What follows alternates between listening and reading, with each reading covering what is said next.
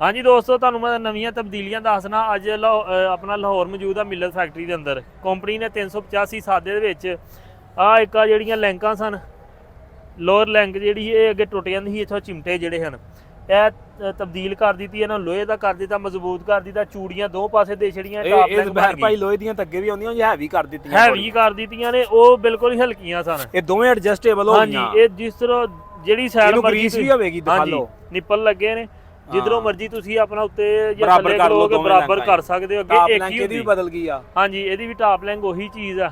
ਸਹੀ ਠੀਕ ਆ। ਟਾਇਰ ਸਰਵਿਸ ਚੈਂਪੀਅਨ ਦਾ, ਸਰਵਿਸ ਚੈਂਪੀਅਨ ਵਾਇਰਿੰਗ ਇਹਦੇ 'ਚ ਵੀ ਚੇਂਜ ਕਰ ਦਿੱਤੀ ਆ।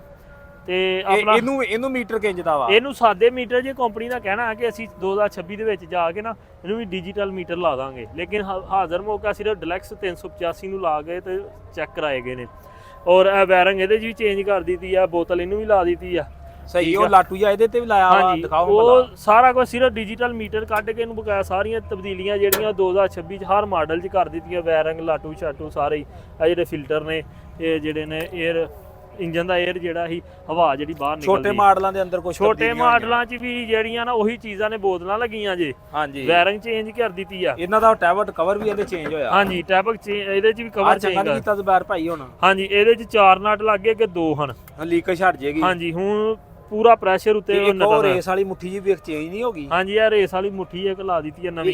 ਇਹ 85 ਵਾਲੀ ਆ ਕਿ ਜਾਂ ਹਾਂਜੀ 85 ਵਾਲੀ ਆ, ਲੇਕਿਨ ਛੋਟੀ ਹੈ ਥੋੜੀ ਜਿਹੀ ਡਿਜ਼ਾਈਨ ਹੋਈ। ਇਹ ਪੈਪ ਲਾ ਦਿੱਤਾ, ਇਹਦੇ 'ਚ ਤੁਹਾਡੀ ਵਾਇਰਿੰਗ ਕੋਈ ਨਹੀਂ ਖਰਾਬ ਹੋਏਗੀ। ਅੱਗੇ ਸੜ ਜਾਂਦੀ ਸੀ ਗਰਮ ਹੋ ਕੇ, ਲਹਿਦਾ ਕਰ ਦਿੱਤੀ, ਲਹਿਦਾ ਕਰ ਦਿੱਤੀਆਂ। ਇਹਦੇ 'ਚ ਵੀ ਆਓ, ਇਹਨੂੰ ਵੀ ਜਿਹੜਾ ਨਾ ਇਹਦੇ ਵਜ਼ਨ ਦੇ ਹਿਸਾਬ ਨਾਲ, ਇਹਦੇ ਮਟੀਰੀਅਲ ਦੇ ਹਿਸਾਬ ਨਾਲ, ਇਹਦੀ ਕੈਟਾਗਰੀ ਦੇ ਹਿਸਾਬ ਨਾਲ ਇਹਨੂੰ ਵੀ ਟਾਪ ਲੈਂਗਾ ਛੋਟੀਆਂ ਦੇ ਸ਼ੇਰ ਇੱਥੋਂ ਚਿਮਟੇ ਖਤਮ ਕਰ ਦਿੱਤੇ। ਸਹੀ ਜ਼ਬੈਰ ਭਾਈ, ਇਹ ਇਹਨਾਂ ਕੋਲ ਲੱਭ ਵੀ ਜਾਏਗੀ ਯਾਰ ਕਿਸੇ ਨੇ ਲੈਣੀ। ਹਾਂਜੀ ਹਾਂਜੀ, ਇਹ ਹਾਜ਼ਰ ਮੌਕਾ ਇਹਨਾਂ ਕੋਲ ਮਿਲਣਗੀਆਂ।